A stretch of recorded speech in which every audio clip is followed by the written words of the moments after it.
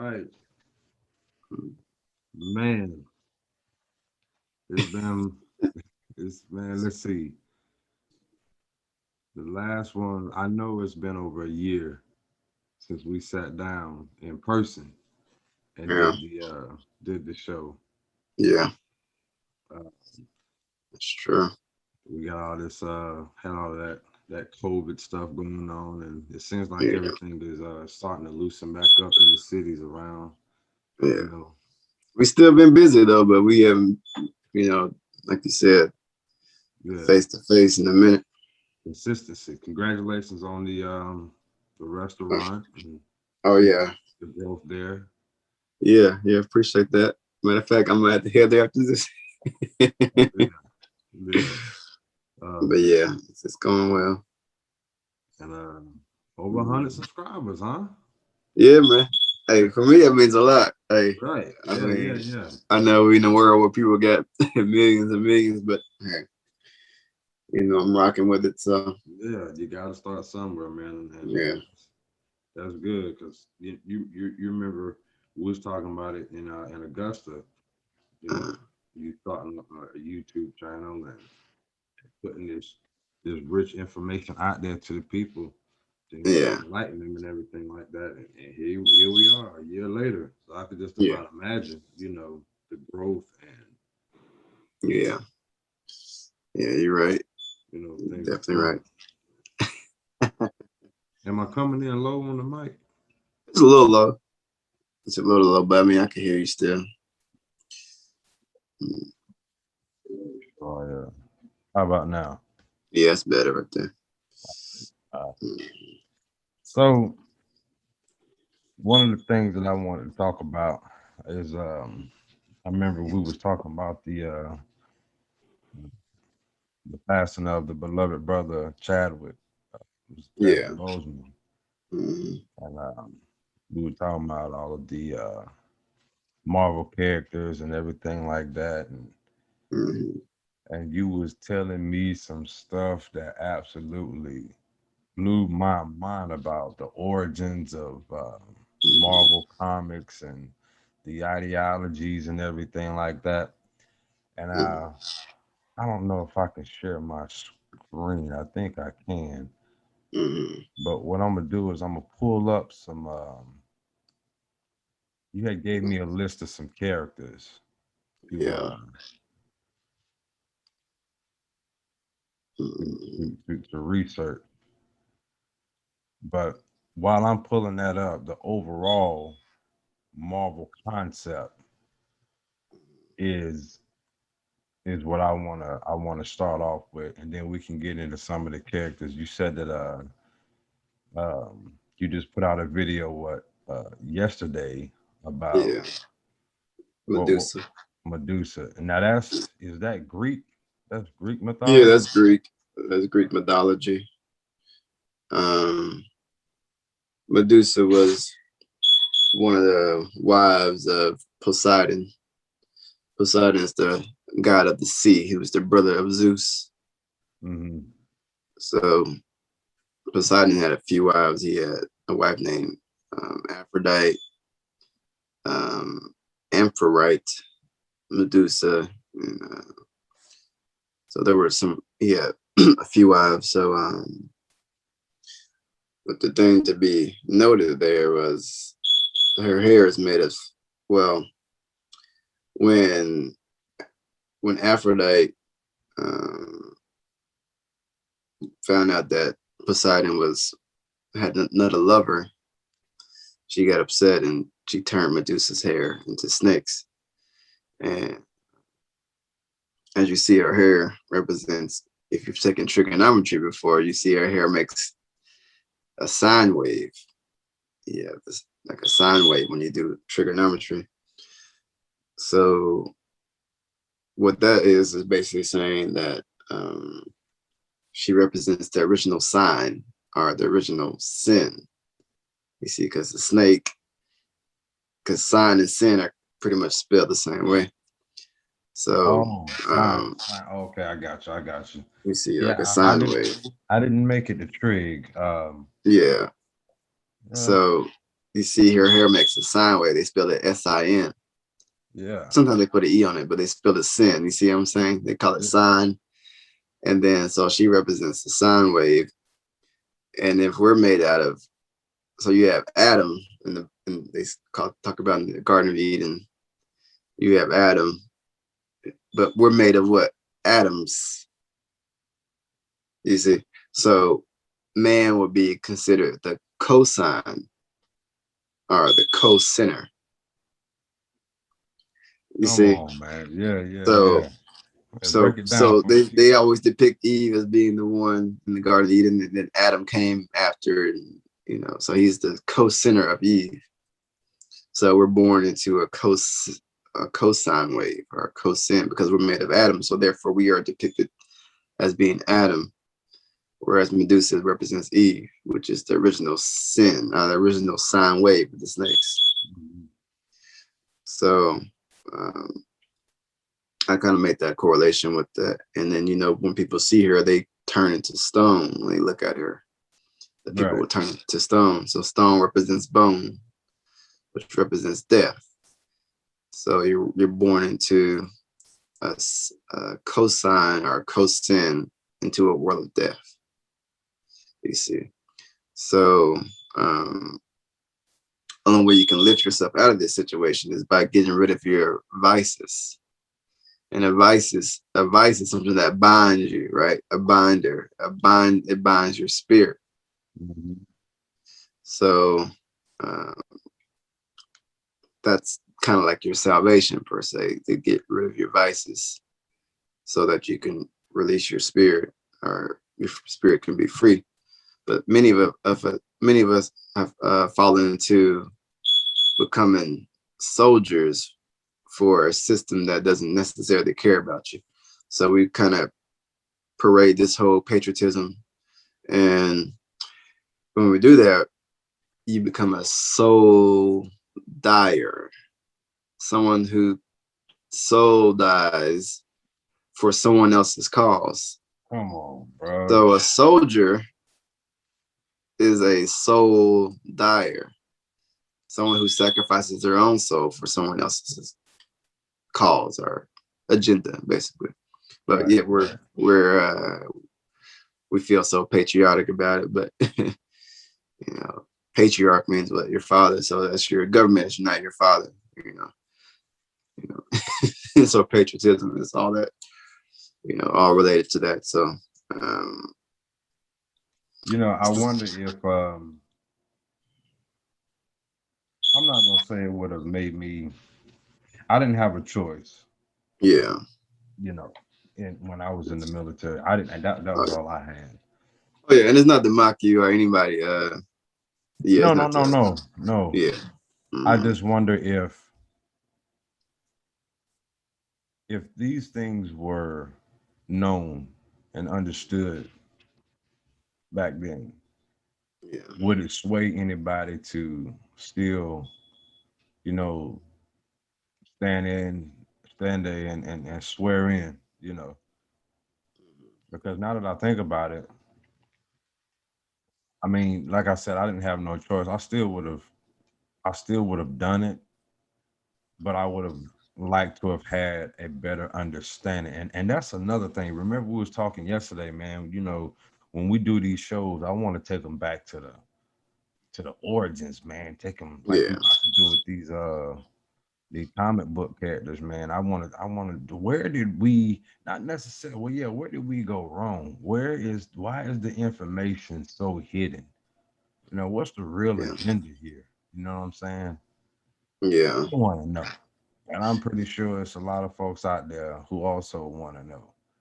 But Yeah.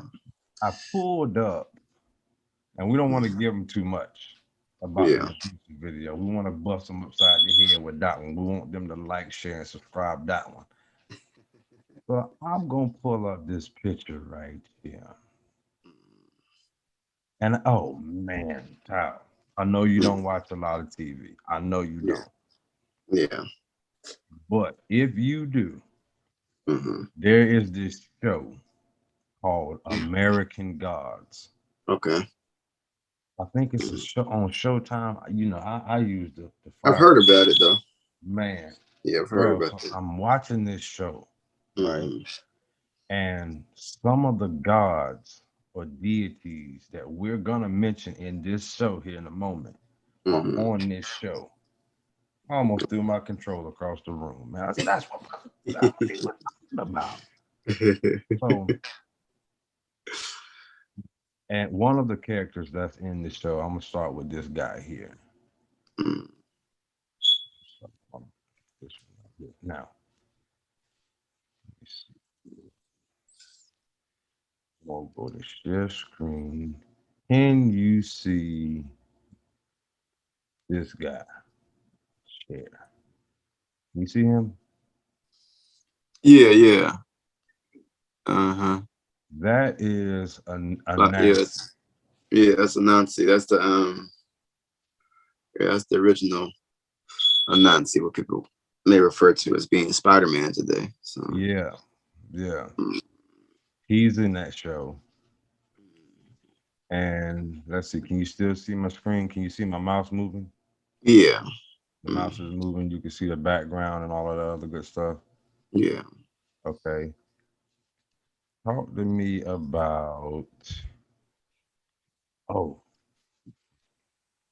They would call him Kwanku. Kwanku Anansi would be his name. now who is this guy? Yeah, so Kwanku is well, he's a Orisha, what they would call. Yeah, And an Orisha is basically a god of the Yoruba people. The Yoruba people is a Nigerian that's my is a people. yeah, sure people. The Yoruba people are a big tribe in Nigeria. You know, you have the Yoruba, the Igbo, and you have the Hausa. Those are the main uh, those are the main tribes in Nigeria, and those make up the majority of the population of Nigeria, which is over 200 million people. So yeah, so he's depicted as like kind of like a trickster character, very clever, and he represents um, a certain morality. He tells stories through his stories. Basically, when he's going through trials, he teaches the culture certain rites of passages and certain ways to conduct yourself through certain obstacles. So, as you see today, um, with the Spider-Man that we see today as a Marvel character, he represents a similar aspect because he goes through the death of his, I guess, grandmother. He has kind of a humorous way of dealing with things at times, kind of like how Kwanku Anansi does as well.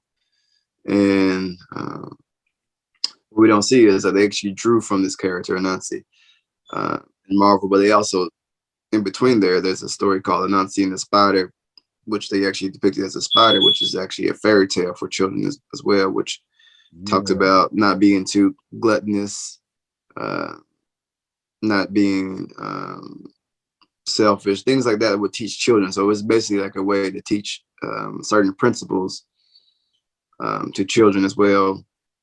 The picture that you showed me is more for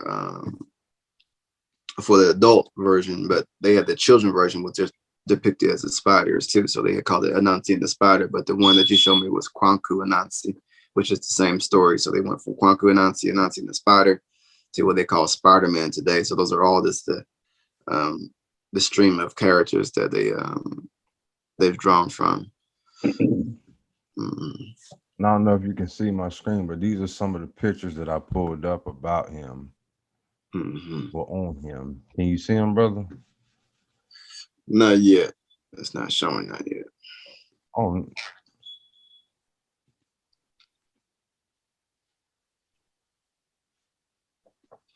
let me share the desktop. How about now? Yeah, I can see You now. should be able to see the desktop. Okay, cool. Mm-hmm.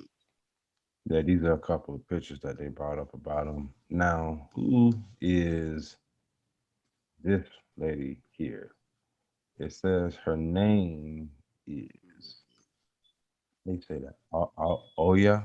Oh yeah, yeah. That's she's the goddess or the Orisha of the weather, the one who controls the winds, the lightning, the rain. So Which she would be. Let me see if I got her here. mm, She would be Storm of the X exactly, Men. Can you see her? exactly, exactly. Yes, and that's who we would call that's Black Panther's wife, Wait a minute. original. Hold Mm. up. Hold up. You said Black Panther's wife. Yeah, that's his original wife right there. People don't really know that, but Storm or Oya is um, the wife of Black Panther. So they haven't revealed that in the comic book movie. They haven't even talked about that correlation there. But No, they um, sure haven't. But they do. I'll say this is the closest I could get with this. Okay, I can get with this picture here with the yeah, dread. yeah, they keep it that one. That's as you see, they kept that one. Yeah. But you know, they could have really kept all of them. They could have kept all of them, but yeah. So Oya represents she can control the direction of the wind. She can control when the storm rains. A lot of priests today can actually still control the weather. Um, they can make it rain on the spot. You know, which we Yeah, we talked about that. You showed me a yeah, video, dude, that the man was yeah. dancing in the fire. Oh yeah, those are the blacksmiths, the Mandinka tribe of West Africa, of Gambia, and you know, when you become one with something, you can control that element or you can deal with that element. So she becomes one with the weather. So yeah, she was a very powerful Orisha. Now remember, these characters that we're talking about are actually not just mythology story. These people actually lived, you know, and they lived a great life. So they were hailed as being an Orisha, which is a very high position for a human, and they were deified when they passed away. Hmm. So they're not just mythological creatures or stories here. So mhm, Now this brother on the screen here. yeah. So yeah, we have Sango here, who's I mean, if you look at it for a second, many people who know Thor know that's where the Thor story comes from. Now, what's also interesting is because Shango represents he's the god of thunder. Um, now, the word thunder should really be changed because thunder implies the word Thor inside of it. It means Thor. It means the door of Thor. That's where you get the word thunder. Thunder. It means Thor has arrived. But the original character is Shango, and if you see his weapon, his axe, um, what's interesting is, and when you look at the Black Panther character or the Wakanda, you would see that uh, the material that this weapon is made out of is made out of Wakanda. Thor's weapon is actually made out of Wakanda. No one talks about What? Wow. it. You know what I mean? So, and that's not just Thor. That's a lot of these Captain America's weapons made out of made from Wakanda. You know, Yeah, yeah, yeah, yeah, yeah. Iron Man's weapons made from Wakanda. They're all made of vibranium. See, no one talks about that. See, what it does is it keeps the same narrative for what goes on today. Your cell phone's made from Congo. Your internet's made from Congo, Central Africa. You see, all these things that we have as technological advancements, so-called advancements, these cars, um, the materials that we use just to make any type of internet device is coming from coming from Africa. So what's funny is the birth of all these Marvel characters their weaponry and their technology is being birthed from where? From Africa. So it keeps that same narrative, which is true today, because as we see, our technology today, which makes America the empire or the superpower that it is being birthed from the very motherland continent itself. So, you know, that's not a correlation that many people make or even know about, to be honest with you. You know, so these people, these Marvel characters, and these even the DC comics, they're coming. A lot of this stuff is coming from, you know, the land, the resources, the raw materials of Nigeria, from Congo, from Ethiopia, from Senegal, from the Ivory Coast. You Right. know, like Cote d'Ivoire. So you get all these types of,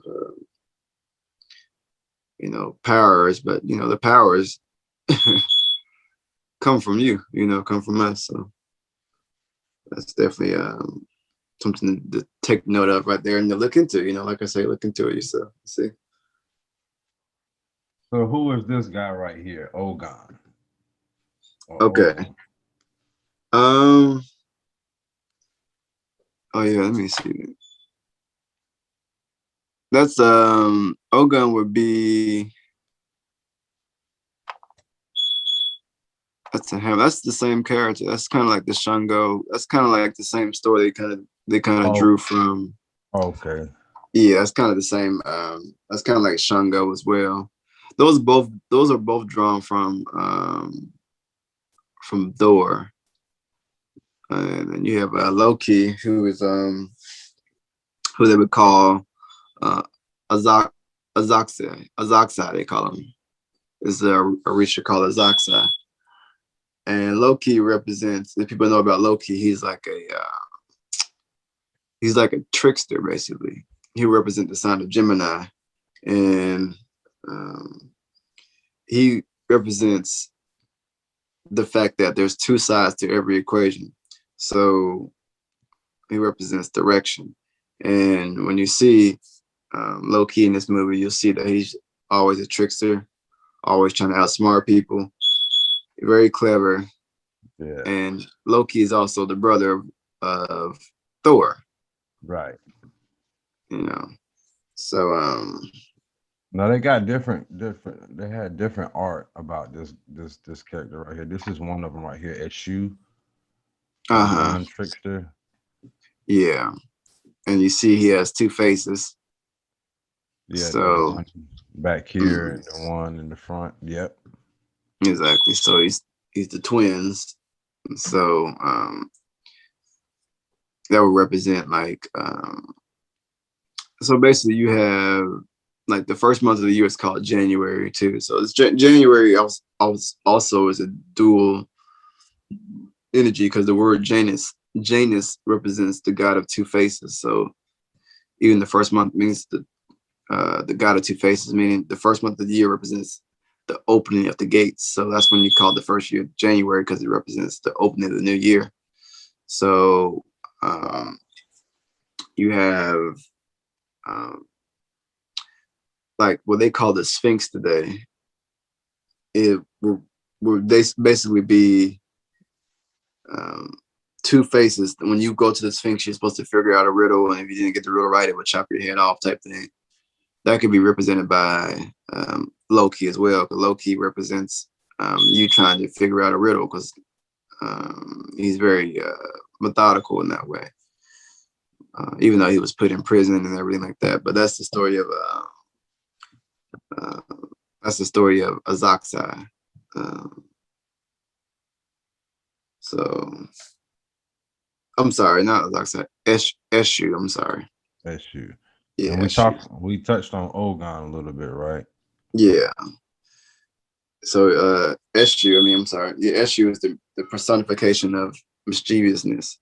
Lamar, can you hold on 1 second? Can I Oh is there any yeah. way you can edit this? Because I gotta take a very important call here. Is there any way you can edit this? Yeah, yeah, yeah. You good, brother. Okay, hold on, take this call real quick. Hold on.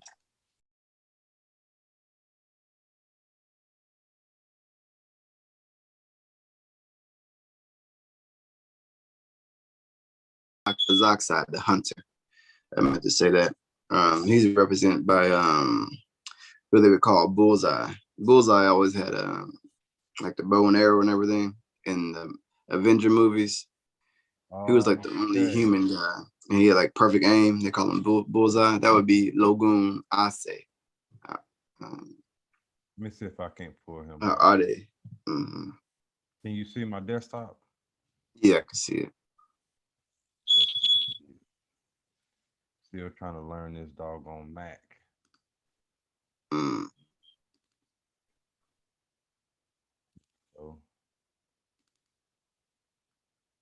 So this is Bullseye.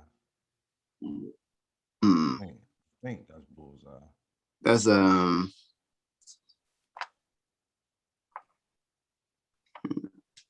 yeah, that's Bullseye.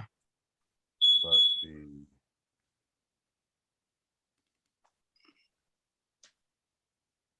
is that him? So Ogun will actually be oh yeah, I'm sorry. Ogun is actually Iron Man. That's the god of iron. So that's what the original Iron Man was, with the what they would call who was the actor? Was that Robert Downey Jr. who played that guy? Yeah. Ogun is so you have Ogun and you have Logun, so it gets kind of confusing. Logun would be Bullseye and Ogun would be Iron Man. Got you. This dude is Iron Man?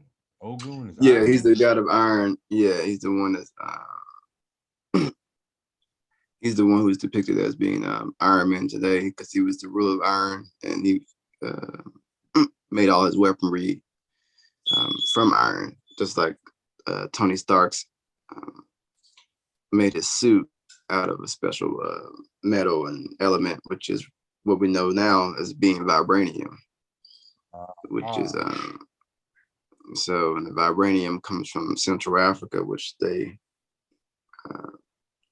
depict today as being an element or called coltan, which is two elements amalgamated together, which is coltan, which would be like the real life vibranium today. So Ogun. That really exists, bro?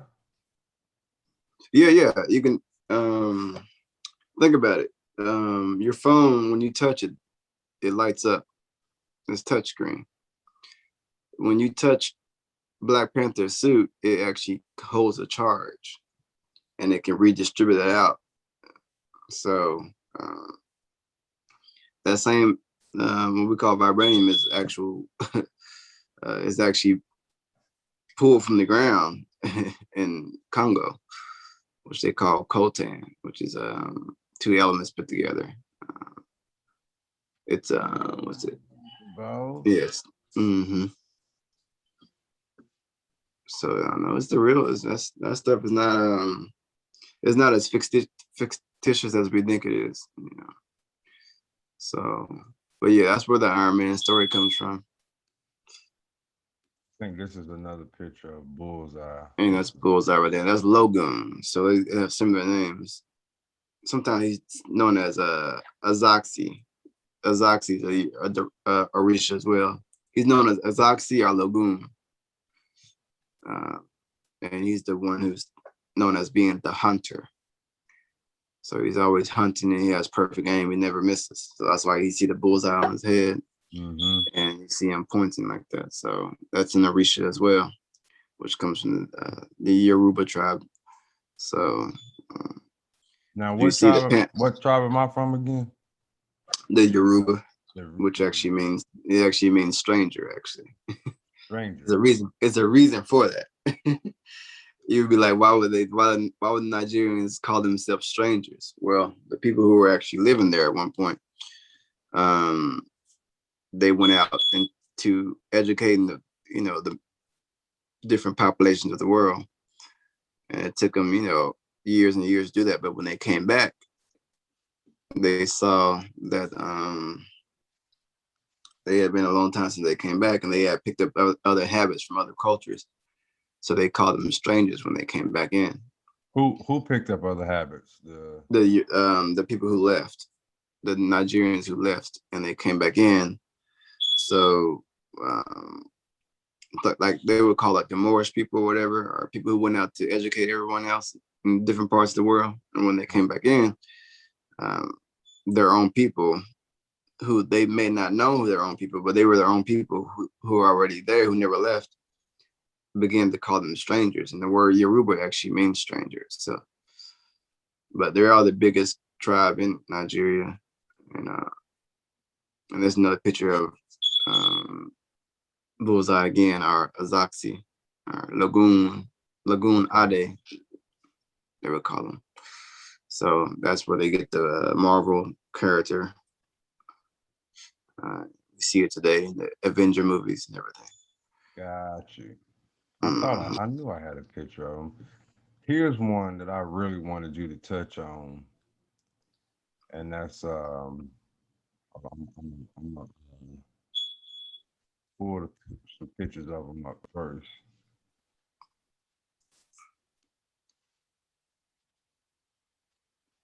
Mm. Who does this remind you of? So that's that's Isaiah Bradley. Now we may call him Captain America, but we actually have our own Captain America. Now, whether he was necessarily taken from the story or not, but the thing is, we have our own Captain America known as Isaiah Bradley, and his shield, like I said before, is actually made from vibranium. So what makes Captain America so powerful is the fact that his shield is the same element that is birthed out of Wakanda. So all these characters that we see are coming back, you can draw them back to the technology of Africa. Even though that may not be depicted in today's stories, but the Black Panther story has a lot to do with the birth of these so-called superheroes. But yeah, Isaiah Bradley is the Captain America that we call today, and you don't really hear much about him, for good reason, because it will lift your spirits and make you may want to do something, So we don't want to promote that too much. So and that's with all these characters. We don't want to call him Loki. We don't want to call him Esther. We want to call him Loki. We don't want to call him Shango. We want to call him Thor. We don't want to call her Oya. We want to call her Storm, or we want to call Spider-Man. We don't want to call him Kwanku and Ansi. So all these characters are just purposely diverted for that reason. And I'm pretty sure Stan Lee, before he passed away, knew this when he was making these movies. Yeah. I'm pretty sure he had to know that. He would have to come across it, because he was very studied in the comic book world and where these powers came from. And he wasn't just making these things up. He was actually drawing back to something. And as we see from this episode here, he was drawing back to the Orishas of the Yoruba tribe. Yeah. That makes a lot of sense. He said, lift your spirits, make you want to do something. Yeah, and exactly. that's probably what needs to happen. I'm not saying that we need to be violent or anything like that, but it should make you want to do your research. And if anybody has watched any of our videos, that's all we preach is research. Yeah, Just do your exactly. research. But even the word violent, we kind of overuse that or misuse it sometimes. The word violent means to violate. It just means to violate your culture. So if you're getting taught by a European, that's violence. That's a violent act, for your child to be taught by them. That's an act of violence. We don't realize eating something that's unhealthy is an act of violence, because it violates the body. Anything that, so anytime we're violating something, that's an act of violence. It doesn't have to be, shooting somebody or knocking somebody upside the head. That's a physical violence. But there's also mental violence and spiritual violence and cultural violence, So this representing a white man as Captain America and not showing the other side of Isaiah Bradley, that's an act of violence. You're violating our culture. You violated the Orishas, you see, and not depicted their true story of who they are. left that out completely. I mean, we're completely blind to these characters coming from, not, African tribes, stories of people who actually live. Bro, I never knew. When you Yeah, told me about it, I had plans that night. I ended up yeah, not being able to go because I was so drawn into doing the research and finding out who these yeah. people are that you was talking about, and I completely lost track of time. And before you knew it, a couple Mm, hours had went by, and I'm still sitting in front of this computer. It's mesmerized. exactly. I was like, wow, why haven't Yeah. And God? even Magneto from the X-Men is represented as they used a more of a modern approach, but Magneto and Professor X from X-Men, Magneto is Malcolm X. So he represents he wants to segregate completely from, you know, from other people. Whereas see Magneto, he wanted to segregate from everybody who wasn't a mutant because he saw that they were being persecuted. And Professor X was the peacekeeper. And he wanted to be depicted as being with the humans. So Professor X would be Dr. King. And they play that whole little charade out with Magneto and Magneto and Professor X is the same basically energies between Malcolm X and Dr. King. So when you see the X-Men, look at Magneto as being Malcolm X, the one who is vocal about not wanting to, integrate with humans, wants to, do their own thing. And Professor X is Dr. King, and you see that played out in the civil rights movement. So these characters that we see are not as unique as we think they are. These are actually historical characters, either from the Orisha standpoint or from the civil rights standpoint, but these are people who actually, these energies actually existed, and they just turned it into a comic book and Marvel characters and kind of made it more of a cartoonish type thing where people could buy a superhero action figure from Target or Walmart and the children go home and play with it, but not knowing the energies or the deities associated with these so-called Marvel or DC comic characters that these children play with. So, but like I said, if they were to draw that correlation, then I'm sure, you have two sides of the spectrum. You either have the parents who would be very apprehensive to buy a toy that represents them as African, or then you may have the ones who, okay, you know what, let's teach my child about this. You know what I mean? So you have two sides of the coin. Usually you have the former because people tend to be spooked out by anything that's African. So they think it's some type of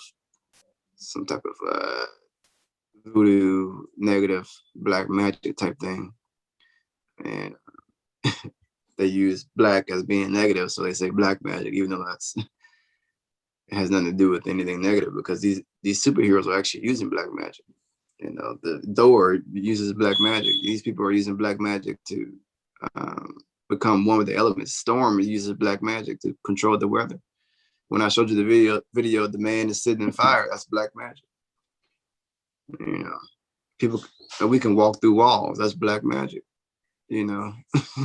So the thing is, you can change your material complex, and when you change your material complex, you can actually become one with the thing that you want to become one with, and therefore the fire can't hurt you if you are the fire. So therefore you can sit in the fire. You see, if you are the wall, then you can go through the wall. You see, so we may say, so and so walked on water and types of things, but when you are that element, then the element and you can do anything within that element because you are it. So a superhero power is nothing but an Orisha or deity or black magic or voodoo. That's all they're doing. They may seem more spectacular because they have these suits on and they have these different names, but if we were to really study different tribes of Africa, different tribes of Nigeria, West Africa, and East Africa, North and South and Central Africa, we would see that these are, our people being represented on the big screen today and not getting paid for it. So we should always dig a little bit deeper into what we see. Remember, the European cannot change. They lack the molecular structure to change, so all they could do is copy. I think it was Dr. John Henry Clark said the European only created two things. That was the copy machine and the patent office, where they get things patented from. So they're good at copying. They're very good at copying things. But when we see these characters, we just gotta, take another look at it. Basically, is what I'm trying to say. And like I said, all these superheroes you see are using vibranium, and we didn't learn about vibranium until about 3 years ago, or whenever 4 years ago when Black Panther came out. Yeah. But look it up. Look up what Captain American shield's made out of. Look up what Thor's hammer's made out of. Look at all this stuff up, and you'll see. I'm sorry, and you'll see that that they're all made from vibranium. Wow. Now that thing you were saying about Malcolm X and Martin Luther King and Professor X and Magneto, one would argue that those characters preceded Malcolm X and Martin Luther King. Like these characters were already in place before these guys ever hit the scene, talking about Malcolm and Martin. Yeah, but those dichotomies are not unique to the civil rights movement. I'm using that as a guide to something that we can relate to in more so modern time. But the thing is, we've always had the so-called what they call the Melkite Coptic Egyptians, who we would call the Uncle Toms of antiquity, who wanted to amalgamate and integrate with the Europeans. You see, so that would be the Dr. King. I'm not trying to say anything negative about him per se, but I'm saying you've always had that dichotomy where you had certain parts of us who wanted to keep everything within our tribe, and you had parts of us who were wanting to amalgamate or integrate with them. So when I say Dr. King and Magneto, or I say Dr. King and Malcolm X, I'm only using that as a reference point to represent something that's been happening throughout millennia before we even, set foot in this North American continent. That's been happening on the continent. People who smell in their face and want to do business with them versus the ones who know better, who are not as naive. Mm-hmm. So it's even played out in the Black Panther movie with Killmonger and Black Panther, where Black Panther, Killmonger would more so be like your Malcolm X. Gotcha. Black Panther was kind of like Malcolm X too, but he had a more of a Dr. King approach to it. So, yeah, those are their different Orishas there. Okay, I'm not even gonna disrespect my people by messing up those names. I know Anansi and Ogun. I probably said that wrong, but do you recognize any of these names here? Yeah. There's so a lot of these we covered already. Yeah, Babalu Aye, Obatala. Yeah, these are all. There's so many different Orishas. Even the what you would call the Laos, like the New Orleans, what they would call the Voodoos. They have different guys too. They have about at least 300 of them. Jeez. So, and they all represent different parts of nature. So what we would call these are different aspects of nature. So we would call them netures. So you have a Chosi, which kind of looks like the bullseye character we talked about. Olarum, Oya, Abasi, Yamaya, yeah, Bamba. Okay, yeah. Like I said, there's a lot of them. I mean, it's like I said, these are actually people who lived, and when they were when they passed away, they were deified as being represented as an Orisha. So today we talk about that in New Orleans, but they may call them the Laos. They have different types of gods for different parts of different rituals they want to do or different things they want to produce. And we've been doing this since, since we've created civilization. We get them with the different natures, we call them the Medu natures, the different parts of nature. And you would tap into these different Orishas to become, to become a certain attribute that you needed. So if you wanted to be, still, then you would go into a crocodile Orisha or a crocodile nature, which they call Sobek. So Sobek represents the god of stillness, and even the crocodile teaches us where to put our belongings, but the crocodile puts his eggs always above where it's going to flood at. So when you see a crocodile's eggs, you know where to put your belongings and shelter at, because the tide is not going to go above that. So you study the crocodile just to know that. You see what I'm saying? So that's what you would call an Orisha or nature.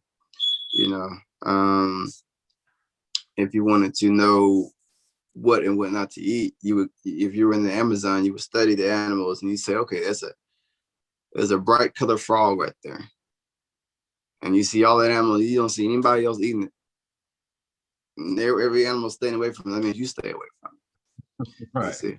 Because see, animals are your teacher. You see what I'm saying? They're here to teach you, not not to be our food source, but that's another discussion. But we're going around eating our teachers. But the thing is, your oldest dinosaur or your most modern dinosaur is a chicken. A chicken's a dinosaur from ancient times. But you have, for example, when you study any of the animals, they tell you how to live and how to survive in that particular climate. And when you see that, you'll see the type of mentality that they have based off what they're doing. So if you want to live in the desert, you will study. You would study certain animals in the desert that would teach you, okay, this is how I survive here. You see certain birds and things of that sort. Okay, and you would mimic their diet, and that's how you should eat if you want to be that way. So we go into these different Orishas or different natures or different Laos, different gods, different deities for different states of mind. These are different states of consciousness. This is why even in religious texts, it talks about you should be as gentle as doves, but wise as serpents. You see, so that's an Orisha there. That's a deity that we're trying to take on. This is why we represent, Haru as a falcon. The word Haru from ancient times, we get the word hero from that, because a falcon, when it's going through things, it flies. When it's storming outside, it flies above the clouds so it doesn't get wet. You see what I'm saying? Or when it hunts, it actually lines perfectly with the sun, so the sun is behind it, so it actually can attack its prey and uses the sun as a weapon, so the animal can't see when it looks up. And it actually, so the falcon represents a lot of traits that we want when we want to go through, when we're going through adversity. So these animals are not just here to just be looked at or whatever. They're here to actually teach us how to survive in certain elements of nature. So they're our teachers, and that's how we study the martial arts. We study the animal movements. Matter of fact, when you're born, before you're born, you go through all these different animals. So like the first trimester, second trimester, third trimester, you're becoming all these different animals in your mother's womb. So if they were to get an ultrasound, you would see that you're, you may be like an octopus at one point, or a seahorse at another point. You may look like a tiger at another point, because you're looking at this egg is changing all these different shapes. And when you come out, you become the manifestation of all those creatures, which you call a human being. Now, what happened is these Orishas, or these are Yuba tribe, especially in the Yuba tribe, they're able to tap back into these different trimesters of their mother's womb and turn back into these animals, and they call that shape shifting. And that's why they were able to go back into that mentality again, become a tiger, you know. So they get these different martial arts from that too, as well. They may call it crouching tiger, hidden dragon. You see. So they studied the different ways the animals move, and from there, you're able to take on the body shapes of these animals. So shapeshifting is an actual thing.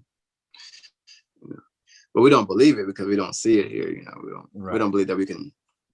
You know, we don't believe we can pick up $100,000 ton limestone with just sound. You know, we don't realize we can do that. But you know, you start seeing the Great Pyramid, you start saying, oh man, they got bells around these things. They could hurt certain sounds and make the limestones pick up and lift up. Man, I was wondering how they did that, man. You see what I'm saying? Like no one's going around doing this stuff back then. Yeah, they want to make it seem like, oh, somebody else came and built it for them. But the pyramids have been there a lot longer than we think they have. But the thing is, there's actually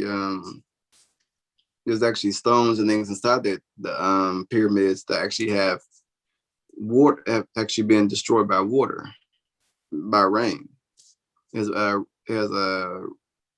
rain tear on it, basically, you can say. But how does that happen if it's inside the pyramid? See, it's not raining inside the pyramid, but how would something that's inside the pyramid, like a certain stone, have rain on it? Well, that's because the pyramids were built around something that was already there. You see, it was already something right there, and they built it over it. And that's how that certain stones there got rain treatment, or basically that happened to it. And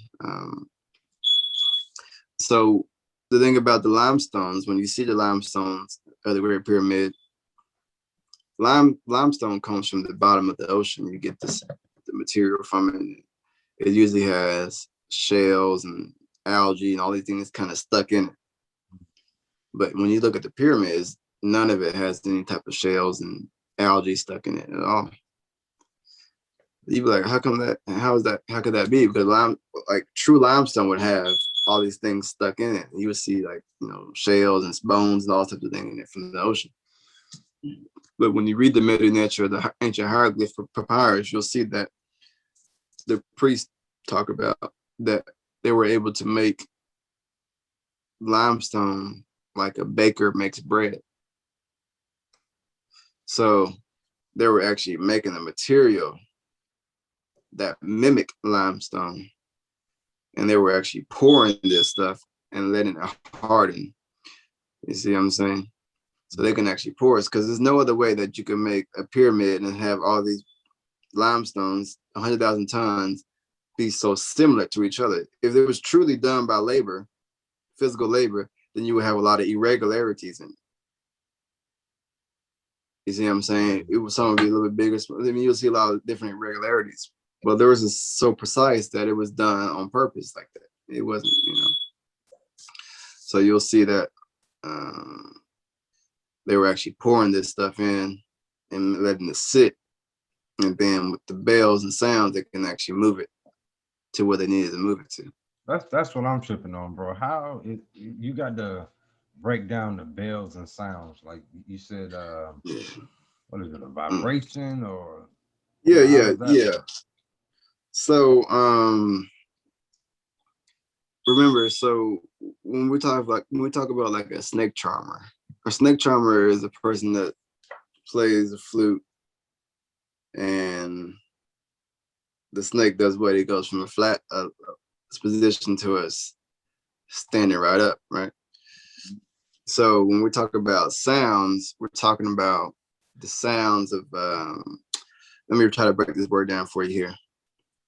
You have, I'm not sure you're familiar with the word with ma'at. Ma'at means truth, justice, reciprocity, order. It's a principle of ancient Kemetic times. We used to say ma'at. Now, sonar or sound, you can also say sonic, like a sonic wave. Sonar represents sound. So you have the sounds of ma'at. So you have ma'at sounds. The sounds in my eye, which gives you the word mason. The word mason means to build. Yeah. You see what I'm saying? So the word mason actually means to build. So it's not just the word, but the sounds. Like I said, you're able to move things because they would not just use the sound; they would actually speak to these rocks and use levitation. So they would use divine speech, and the word divine speech means medu neche. It means divine speech, meaning that you can actually move things by communicating with. So when I showed you the video of the man sitting in the fire and stuff like that, you know, these that's why I'm saying it may sound spooky, but you can move things when you become one with it, when you connect to it. Right. So what we say in nature is, whenever two things bond, secrets are exchanged. I'll say that again. Whenever two things in nature bond, secrets are exchanged. So this is how George Washington Carver knew about how to get a cactus to shed its needles, because he was bonding with it. When two people bond together, they start sharing what? Secrets. Mm-hmm. So the limestones told the ancient Egyptians how to move them. You see what I'm saying? They said, "Just speak to me. All you gotta do is talk to me. You ain't gotta use force." You see what I'm saying? Don't force me up, because you're not gonna be able to pick me up. I'm 100,000 pounds. I'm 100,000 times. You can't do it. You're gonna wear yourself out. Just ask. Just ask me. Bond with me, and I'll move for you. I'll tell you how to move me. See, we think this whole being one with nature thing is a cliche type thing, but it's not a cliche. It's truly an attribute that we were able to tap into. And Black people have a very special bond with the planet, with the universe. Right. Remember you asked me what makes it so unique, what makes it so special? Because of that. Yeah. Because of that what? Because of that bond. Yeah, you went in yesterday, brother. I wish we was live when you was talking about that. Yeah. But since we're here, what makes us so unique? You know, because I think the Yeah. question that I asked you was, you know, if if one would hear us talk, right, Mhm. and we talk about all of our stuff, sorry, look, we did it again, brother. We did it again. We came on talking about Marvel, and here we are. It's So all connected, anyway, because it's all connected, because it's still these are still what they would call superpowers. exactly. So You know. we was talking about you know, what makes us so special, because other cultures and other nationalities would argue that you know, their ancestors and their people have gone through just as much suffering and turmoil, and then you have some that feel like they've gone through more than us. Mhm. So you know, what would you say to somebody who would say, well, what makes you so special? What makes your African ancestry and your people more special when it comes down to the history of this planet? All right. I would tell them to go look at one of their own articles, the Yale report of what they call the single nucleotide polymorphisms, which represents what they call strands of intelligence. And I would say read that article, which is about 4 to 5 pages, and get back to me. And I would send them a link. I would say, read this article. And they would read this article, and they would discover that the University of Yale, which is an Ivy League school, which is short for Ivory, white, Yeah. um, Ivy League school, um, and you would see that they studied these different primates, all right, and they studied that the orangutan had 3 strands of intelligence. All right, this is where they go into biology called single nucleotide polymorphism, SNAPs, they call it. And then they saw that the gorilla had 4 strands of intelligence, which means the gorilla is a little bit more intelligent than their orangutan. And then they saw that the chimpanzee had 5 strands of intelligence, which means the chimpanzee is a little bit more intelligent than the gorilla and a little bit more intelligent than the orangutan. Then they studied themselves. So the Europeans saw that they had 6 strands of intelligence. They studied the Asian, they studied the Indian, they studied the Mexican, they studied everyone else. They saw that they also had 6 strands of intelligence. All of them had the same. All of them had 6. All of them. So, but when they studied the African in America and the African on the continent, they saw that we both had 9 strands of intelligence.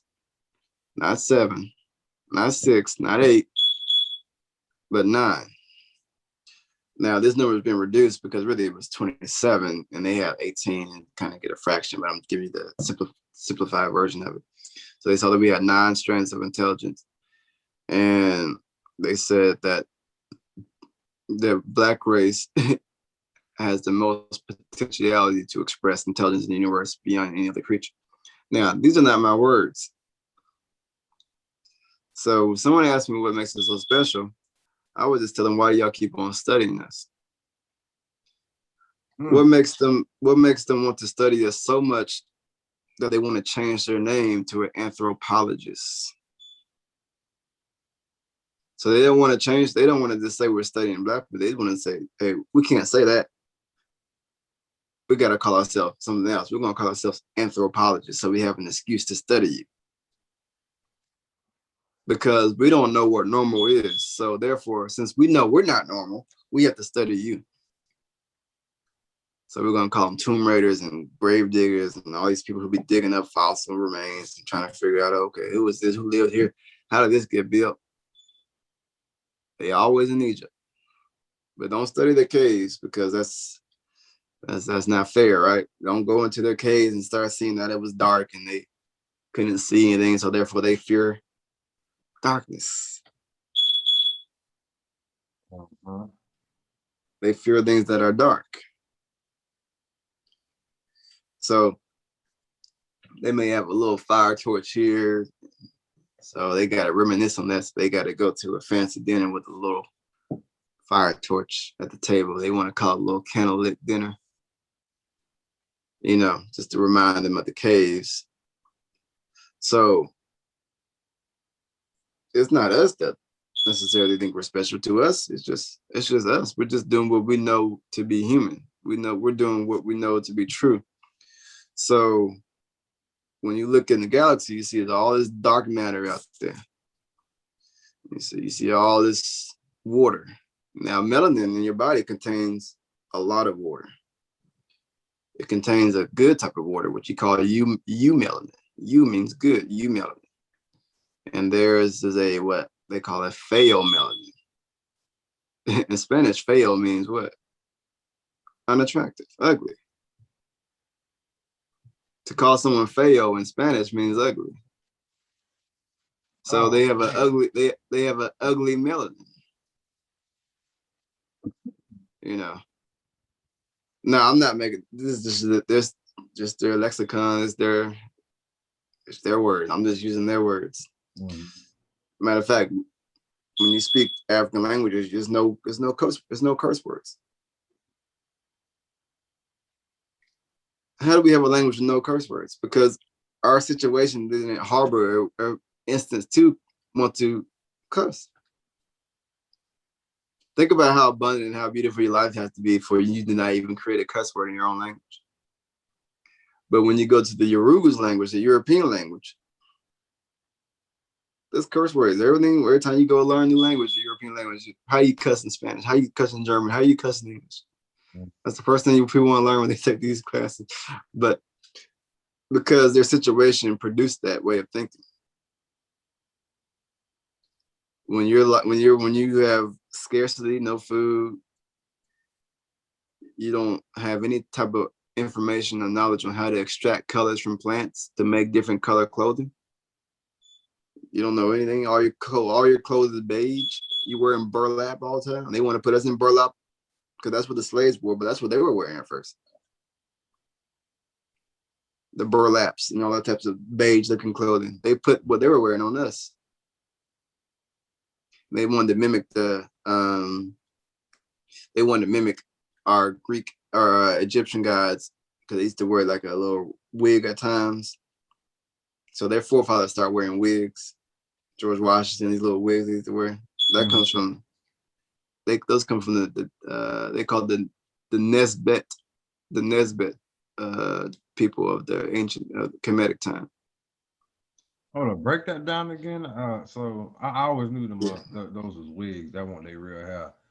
But Yeah. Where did it come The from? Nesbet people were I think I'm saying this correct. The Nesbet people were the people of ancient Kemet time who were able to they were like protection for the priests and things like that sort. They had a lot of powers and things of that sort. They were called magi at one point as well. And a higher magi is able to tap into nature and do things like I showed you with the video. And a higher magi is what you would call a Jedi. And they got that from they got the Star Wars story, the Jedi, and all that type of stuff from the ancient Kemetic people. You see what I'm saying? It's all connected. Yeah. I want to do a whole segment on that Star Wars thing. We don't give them too much right now. Yeah, that's the whole Skywalker thing because we were walking in the skies in this galaxy and there were all that type. There's a lot of stuff on the Star Wars because there were actually galactic wars going on. But like I said, that's another story there. But yeah, so that the Nesbit people were actually the people who wore the wigs and everything, and so they wanted to mimic that here as the forefathers, and they wore that like the Thomas Jeffersons and that's what wore those wigs to mimic the ancient Egyptians, and they would wear these robes at times, which would represent the priest that they would wear, like the Pope wears these robes and things. That's the ancient priest of the Kemetic priests who wore these robes. They may call them cardinals today or Pope.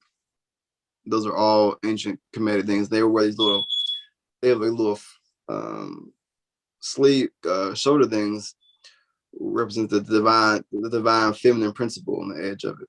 So they would wear these things that represent the divine feminine principle. And then they would go into circumcision. I mean, there were all these types of things to basically they were trying to mimic the ancient Kemetic people, and they would build what they call the Meridian Park of New York. They call the Malcolm X Park. That's actually the same depiction of the ancient Kemetic people. And they have, when you go to Meridian Park, it's like a stairwell that has 33 steps, which is the 33 degrees of masonry. And you'll see the G, like the little G symbol in this thing. G stands for Jah. Jah meaning God. But they changed the word to geometry. So G stands for geometry, but really means Jah, which we get the word Ra, Ra meaning the sun.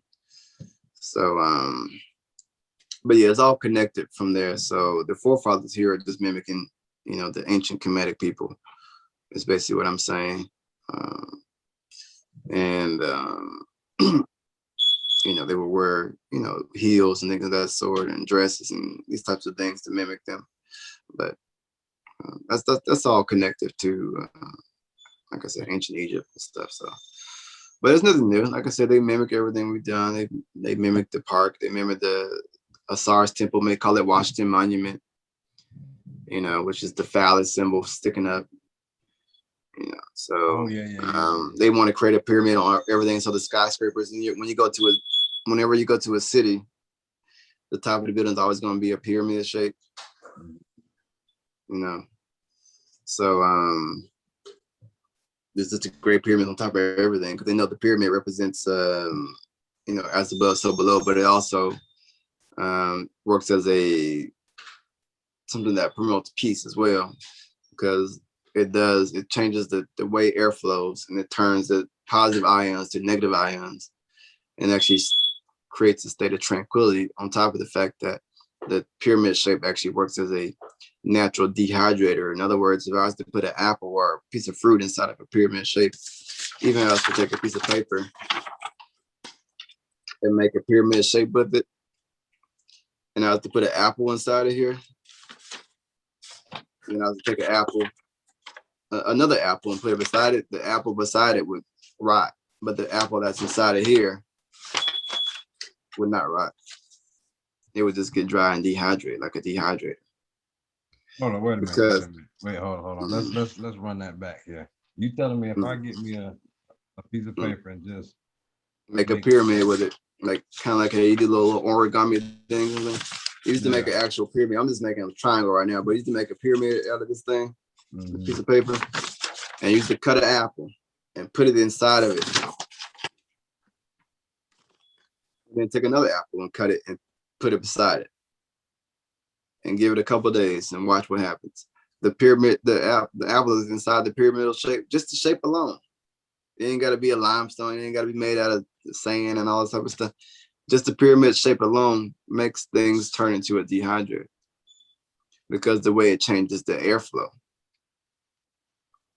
Wow. You see? So I want to see that. Yeah, you could do it. You could do, if you got some fruit in front of you, you could make a good little pyramid shape and put it in there and watch what happens. Let it just sit there for a couple of days and come back to it. So the pyramid shape is not just a aesthetically pleasing thing. It actually works as a functionality thing as well. And they found that it's not too long ago in Egypt, a cat had ran away from his owner, and the cat ran into the one of the pyramids, and the cat actually died in the pyramid, but it was in there for like 3 months, and they found that it was dead, but it had not decayed. It actually just got dry, and it's kind of like a taxidermy type thing, kind of just got stiff and just dried. And they was like, this is very interesting. They found out that the pyramids actually work as a dehydrator. You can't rot. That's why the mummies, the so-called mummies, were in there so long they can preserve like that. It's not just the wrapping of the mummy. It's the actual fact that they're inside there as well. You see what I'm saying? Yeah. Well, it was all thought of. It was a holistic thing. So it's the wrapping process and the fact that they're inside the pyramid. And these words, mummy and pyramid, not really the correct words, but I'm just using that for this episode. It's called the Haru Maket. Harua Maketi is the pyramid name. But yeah, so that's the actual function of the pyramid. So you see when you go to these cities like Charlotte and Atlanta, these cities you drive, you see a pyramid on top of all these skyscrapers. Yep. It always comes to a point.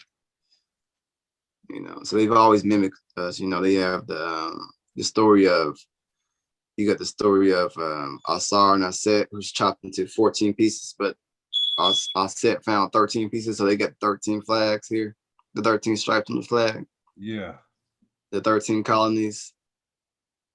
You see, they started out with 13 colonies in America. Mm-hmm. The story of a falcon or eagle. So they got the eagle as the American symbol, as an animal, the bald eagle. They're trying to make Egypt. They're trying to make ancient Egypt in America. Is what I'm trying to say. God. So America was the new Egypt, the new Kemet. Is what I'm saying. That was the whole objective. To do what they did, to do what we did, to bring it here. But they had no knowledge of how to build anything, so they had to use us to do it. So this is when they start creating all these different trade systems. So they had the you had the grain coast, the grain coast of Africa. You had the gold coast of Africa. You had the grain, the gold, the ivory coast of Africa. But if you're taking someone's technology, you don't know what to do with it. So you have to create the last coast, the last one to make it, because you're using ivory, you don't know how to use it. You're taking grain, you don't know what to do with it. You got gold, you don't know what to do with it. So what do you got to do now? You have to create a slave coast. Mm. You see, so people who actually know how to do it can use it. You see, so they had to get, that was the last coast. So you had they had the Ivory Coast of Africa, right? On the left. You got the Gold Coast over there. You got the Grain Coast down there. What's closest to America? On the edge. So you got to come from the West Africa. So you got to get them from, so they call that the Slave Coast. Mm. So those are the 4 main coasts. Those first 3 ones came first, but they didn't know what to do with it. So they had to say, hey, we got to get some black folks to build this stuff. We don't know. We stole all the stuff. We don't know how to do it. It's like a orangutan stealing your phone. Yeah. What are they gonna do with it? Yep. He don't know what he got it. He doing stuff, but he don't know what he pushing. He just, yeah. You know what I mean? Here, you gotta take it here. Let me show you how to use this. You know, they got all this material now. They stole it, but how are they gonna use it? It's the same thing. Yeah.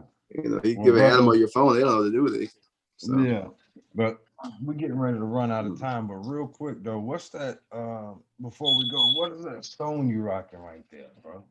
Oh yeah. This is the amethyst stone. It helps with the higher intuition, and it resonates with the pituitary and mainly the pineal gland. It resonates with that. It's the same energy. The pineal gland represents the color purple. Mm. And then the pituitary represents the blue color.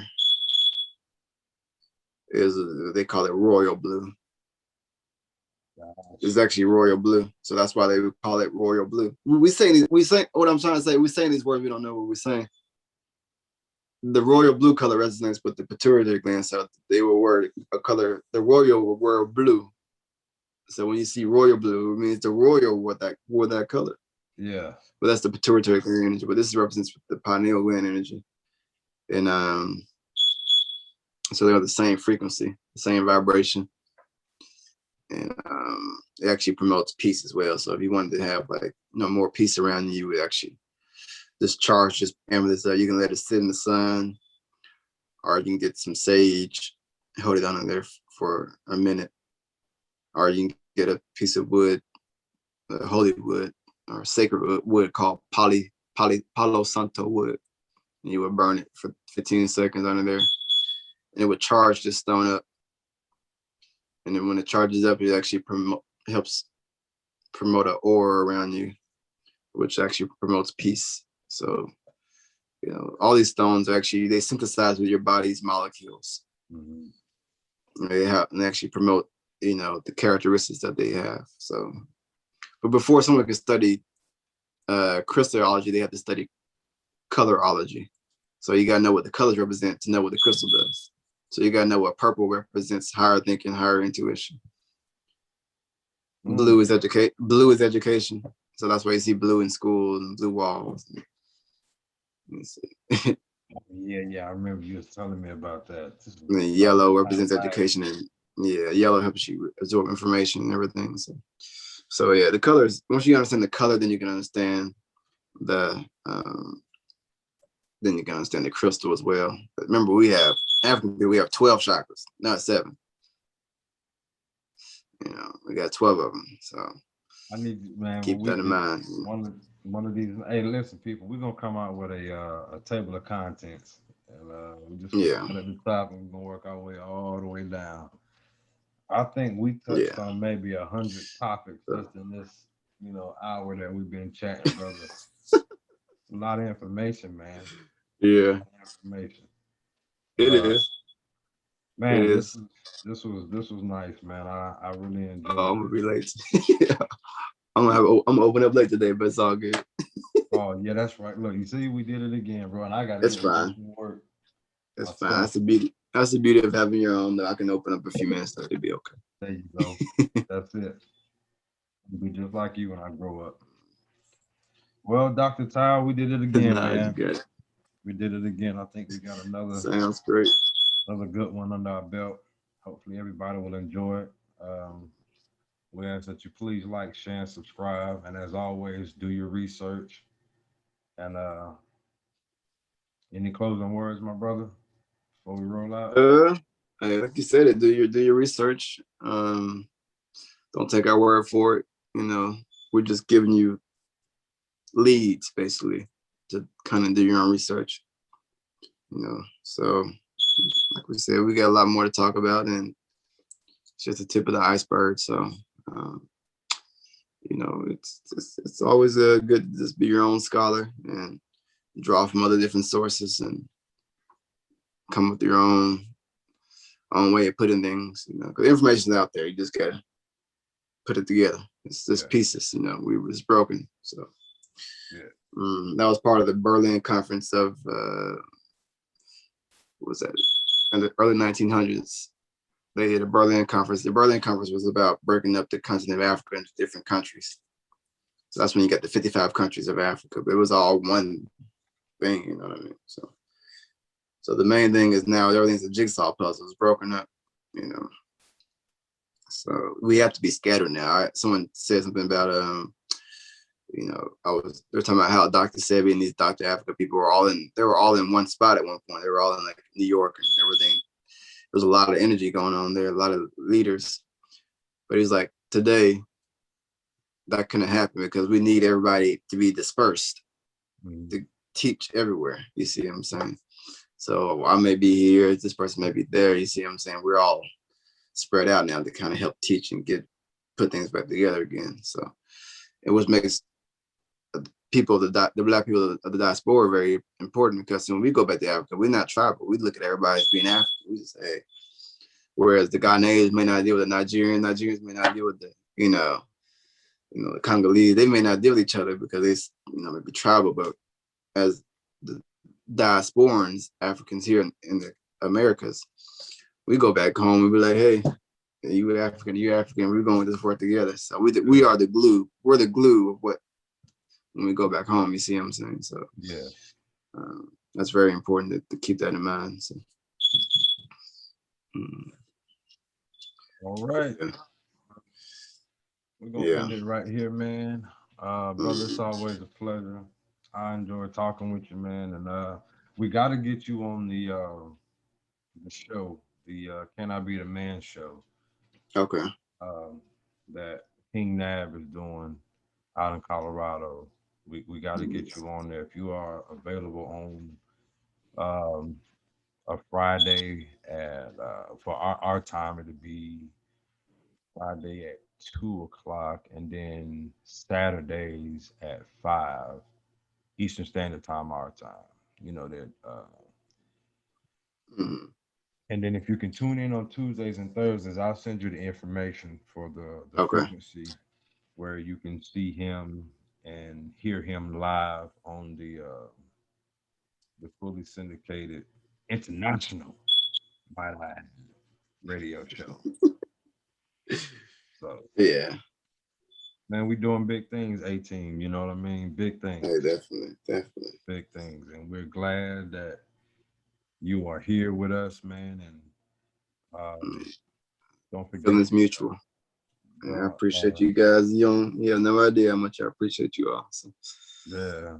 And don't forget, definitely. Man, just tell wifey to set some time aside for the reunion next year, because you will be speaking. All right. Yeah. You definitely will be speaking. Well, ladies and gentlemen, this is actually my first show. This is my first show. Okay. 18 TV, the Abo Ham Show, featuring my beloved brother, Dr. Tao, who has taught me so much. You can learn a thing for two. He can learn you something. He can learn you something.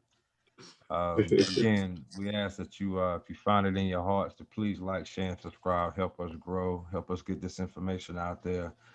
Today can I say it? Can I say it, brother Tal? This is not Yeah, a lifestyle. I mean, this is not a diet, it's a lifestyle. We that's live true. this. We We live live this. this. Hey man, I think hey, you know what? I'm gonna get some Yeah, merch made, man. I'm gonna get this is not a diet, this is a lifestyle. exactly. Hey, that's real. People want to just do it just till they get fixed and go back to the ways that got them there. But we say the cause is the cure. Oh my God, the cause is the cure. Cause is the cure. That's deep. That's deep. The cause of why I got heartburn right now is because I slept up and ate a cheeseburger yesterday. So the cure to that is don't eat no more cheeseburgers. It's simple. It's simple. It's supposed to be simple. Yeah, and go back and watch that video because he breaks it down. It is simple. Being healthy is simple. Yeah, we made it complicated, but Well, Ty, go ahead and open up that stove, man. Open up that restaurant. I'm gonna go ahead and yes. throw these steel toes on and make a couple dollars for the day. All And right. always, man, thank you for taking the time out, brother. And I look forward to chopping it up with you again real soon, man. All right, then, Mom. I'll let you a little bit later. I may give you a call here in a minute. Okay, that'll work. All right, ladies and gentlemen, we love you. Thank you. We out. All right. Peace.